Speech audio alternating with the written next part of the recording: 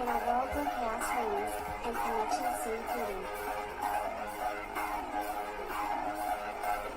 one visionary endeavor seeks to bring us all together, then create a live after dark. Harnessing the transformative power of artificial intelligence, the timeless charm of radio theater. The wisdom of books, and the excitement of video games. Zoom Theater Live After Dark illuminates the path to enlightenment and fosters a sense of unity among its audience. Through this unique fusion of storytelling and interactive experiences, we aim to nurture personal growth, improve learning, and inspire a peaceful existence. Guided by your obedient servant, Sebastian Saint Serapian Smalls, we embark on a journey of self-discovery. But where do we begin? Begin by simply listening, slow down, see just how peaceful today can be. Together, we shall create a harmonious community, bound by shared passions and a desire to elevate the human experience. Sebastian Saint Serapian Smalls will be there, to the end of the line, my Valentine, guiding you on this journey towards a more serene and enlightened tomorrow.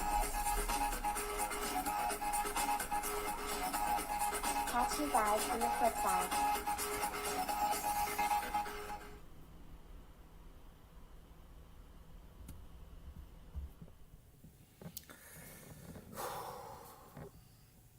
Greetings, children. It is I, your obedient servant, Sebastian St. Smalls.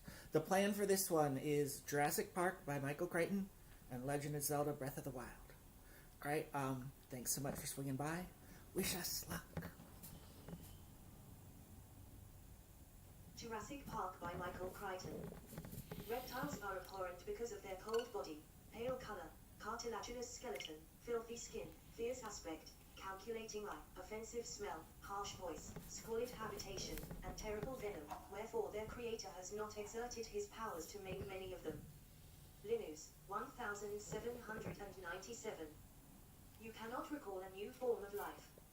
Owen Shargath, 1972. Chapter, second iteration. Picture. With subsequent drawings of the fractal curve, sudden changes may appear. Ian Malcolm. The shore of the inland sea. Alan Grant crouched down, his nose inches from the ground. The temperature was over 100 degrees. His knees ached, despite the rubberless pads he wore.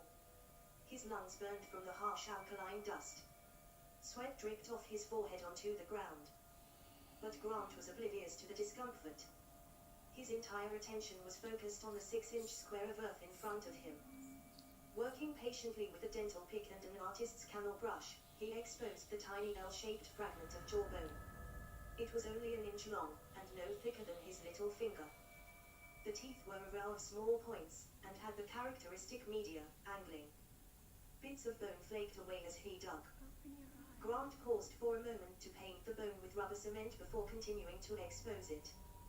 There was no question that this was the jawbone from an infant carnivorous dinosaur. Its owner had died 79 million years ago, at the age of about 2 months. With any luck, Grant might find the rest of the skeleton as well.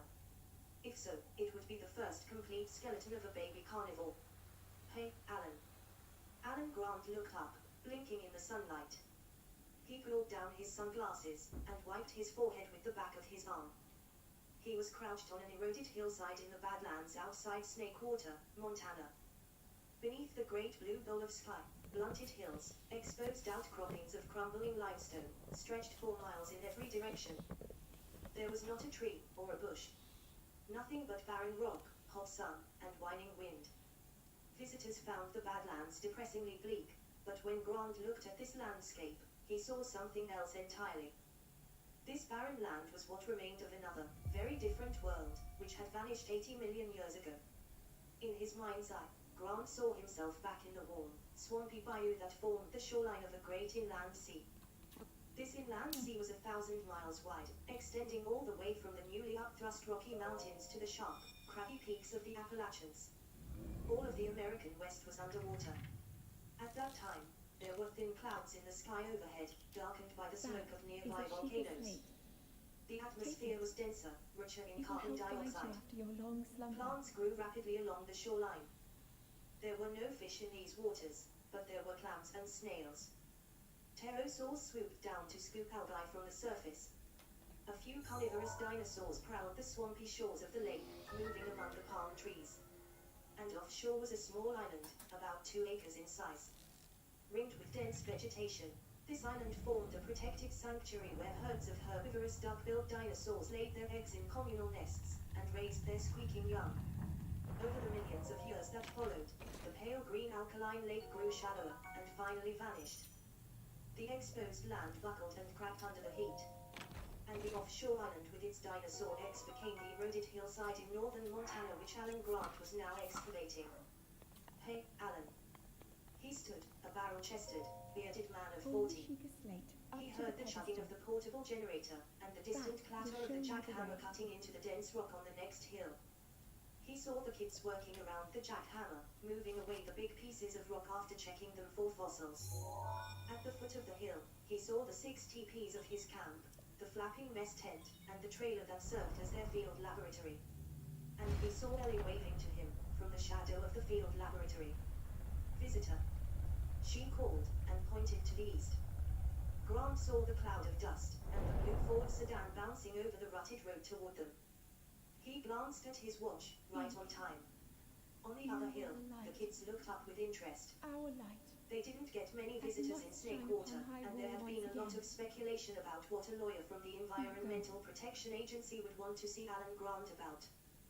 But Grant knew that paleontology, the study of extinct life, had in recent years taken on an unexpected relevance to the modern world. The modern world was changing fast, and urgent questions about the weather, deforestation, global warming, or the ozone layer often seemed answerable, at least in part, with information from the past. Information that paleontologists could provide. He had been called as an expert witness twice in the past few years. Grant started down the hill to meet the car.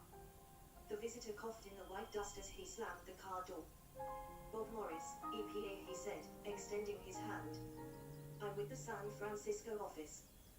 Grant introduced himself and said, "You look hot. Want a beer?" Jesus, yeah. Morris was in his late 20s, wearing a tie and pants from a business suit. He carried a briefcase. His wingtip shoes crunched on the rocks as they walked toward the trailer. When I first came over the hill, I thought this was an Indian reservation, Morris said, pointing to the teepees. No, Grant said. Just the best way to live out here. I think I'm gonna continue streaming over at Facebook, and then, so this was a live stream. You can find that continuation in the uploaded videos after I've uploaded it. Anyway, thanks so much for swinging by. Begin by simply listening. Slow down. See just how peaceful today can be. Catch you guys on the flip side.